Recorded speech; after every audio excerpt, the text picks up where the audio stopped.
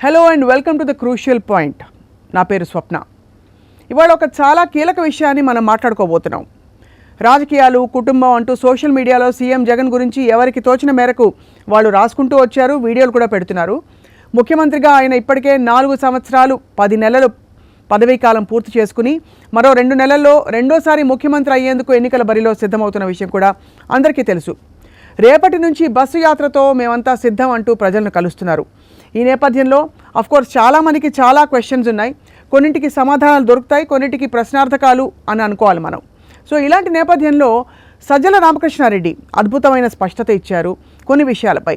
YS Jaganmohan రెడ్డిని అత్యంత దగ్గరగా చూస్తున్న వ్యక్తిగా సజ్జల మనందరికీ తెలుసు. వైఎస్ఆర్ కుటుంబాన్నే కాదు, వైఎస్ జగన్ పాలనను కూడా ఆయన దగ్గర నుంచి గమనిస్తూ వచ్చారు. 3 అంశాలు ముఖ్యంగా చూద్దాం. మొదటిది, ప్రధానమంత్రి మోదీతో సీఎం జగన్ సంబంధాలు వారిద్దరిది పూర్తిగా రాష్ట్ర ప్రభుత్వ, కేంద్ర ప్రభుత్వ అధినేతలుగా ఉన్న సంబంధం మాత్రమేనని స్పష్టత ఇచ్చారు సజ్జల గారు. కేంద్రం, రాష్ట్రం అన్నట్టుగానే బీజేపీతో అనుబంధం ఉందని చెప్పారు. నిజంగా ఎన్డీఏతో వెళ్ళాలనుకుంటే ఎప్పుడో వెళ్ళేవాళ్ళమని చెప్పి, బీజేపీ నుంచి మాకెప్పుడో ఆఫర్ వచ్చిందని చెప్పారు. ఎవరితో పొత్తు వద్దని నిర్ణయించుకున్నాం కాబట్టి నలుగురితో కలిసి పోటీ చేస్తే తర్వాత తేడాలు వస్తాయి కాబట్టి చంద్రబాబులాగా పొత్తు నుంచి బయటకు వచ్చి ఇష్టానుసారంగా మాట్లాడలేము కదా అని అన్నారు సజ్జల.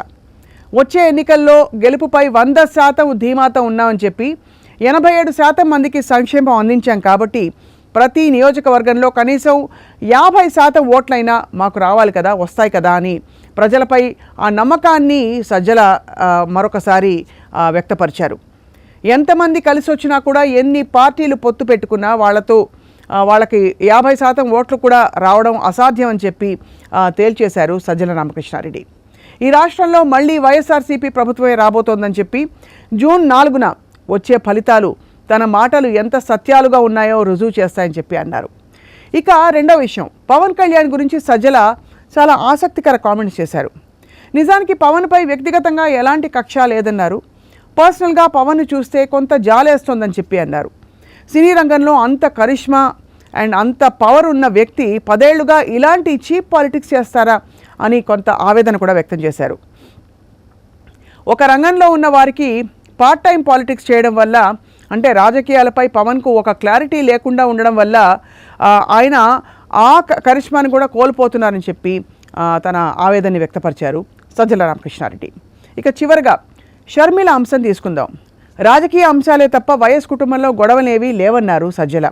షర్మిల పట్ల అన్నగా జగన్ ప్రేమ ఏమాత్రం తగ్గలేదన్న సజ్జల రాజకీయంగా షర్మిలే తప్పటడుగులు వేస్తున్నారని చెప్పారు.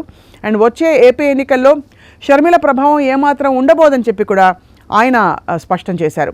గెలుపుపై 100% ధీమాతో ఉన్నామని చెప్పి మరొకసారి పునరుద్ఘాటించారు సజ్జల రామకృష్ణారెడ్డి. 87% మందికి సంక్షేమం అందించామని చెప్పి ప్రతి నియోజకవర్గంలో దాదాపు 50% ఓట్లు అంతకంటే ఎక్కువే బహుశా వాళ్ళకు వస్తాయని చెప్పి సజ్జల రామకృష్ణారెడ్డి చెప్పుకుంటూ వచ్చారు. సో ఇది ఇవాల్టి క్రూషియల్ పాయింట్. రేపు మరొక ఇంట్రెస్టింగ్ అంశం మాట్లాడుకుందాం. Thank you all for watching Sakshi.